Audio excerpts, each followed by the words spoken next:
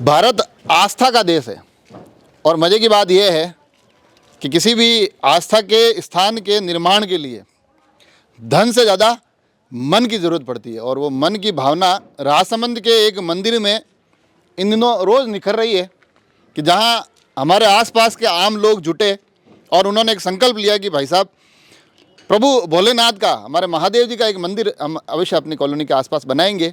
और आज आप अगर पीछे देखेंगे तो एक भव्य आस्था का आंगन बनकर तैयार हो गया है। और जब मैं बात करूंगा लोगों से तो आप देखेंगे कि बड़े सामान्य हमारे आसपास के चेहरे हैं जिन्होंने ये बीड़ा उठाया और आज ये बीड़ा पूरा होता दिखाई दे रहा है। नागेश्वर महादेव सेवा समिति है।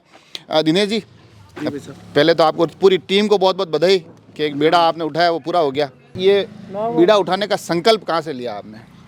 ये अपने पास में मंदिर है रामेश्वर महादेव जी, फरारा महादेव जी, वहाँ से लिया था और वहीं से एक प्रेरणा जगी थी। आप लोग जाते भी हो हर साल, आपके समाज का कार्यक्रम भी होता है? बिल्कुल जाते हैं और वहाँ सेवा पूजा भी करते हैं। तो भगवान से प्रार्थना करी थी कि एक व्यवस्था हमारे पास में भी हो जाए, तो महादेव ने सुन लिया और हमारी ये मनोकामना उन्होंने पूर्ण भी कर दी। और 3-4 साल से मंदिर बन रहा है और समाज के जितने भी बड़े बड़े जो भामाशाह है उनके सहयोग से और ग्रामवासी के सहयोग से ये मंदिर बन के तैयार हो गया। आपका क्या नाम है? मेरा मनोहर लाल से।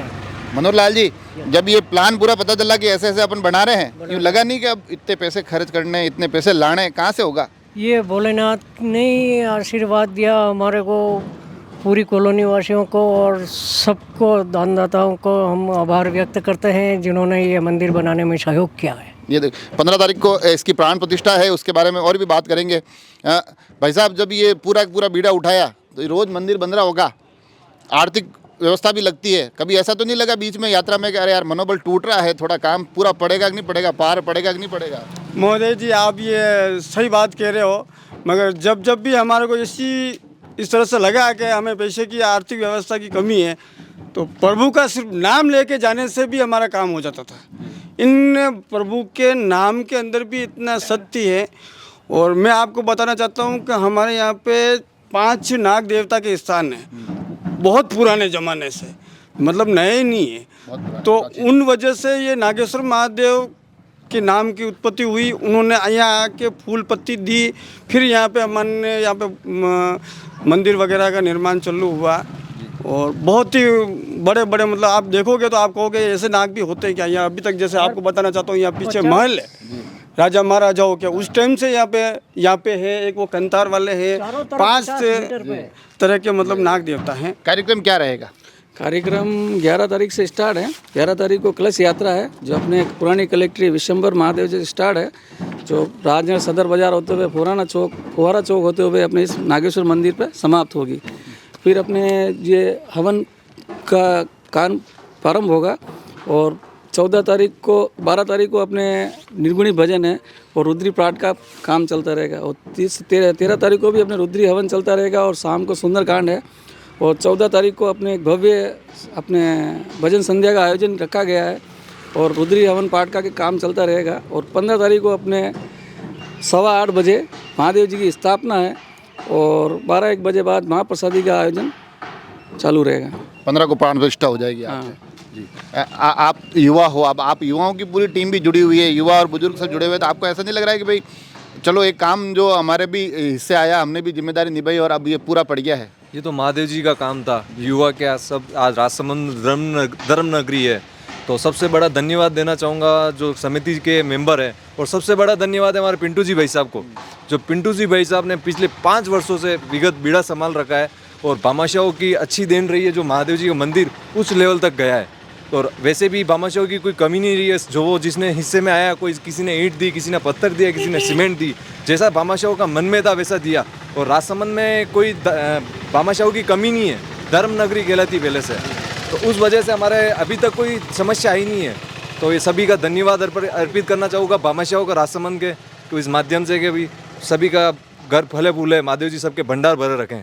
और ये देखो, ये इन्होंने एक नाम लिया पिंटू भाई का। पिंटू भाई पीछे जा रहा है, इधर आओ आप लास्ट में मैं आपसे बात करूंगा। पिंटू जी भाई साहब का हाँ, इसलिए मैं जानता हूँ, इधर आओ मेरे पास आओ।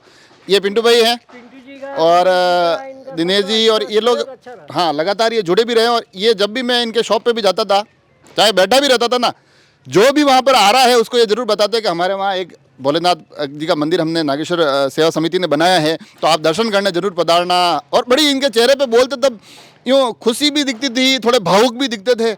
अबे मनराज जी बच्चा प्रभु की इच्छा पूरी हो गई।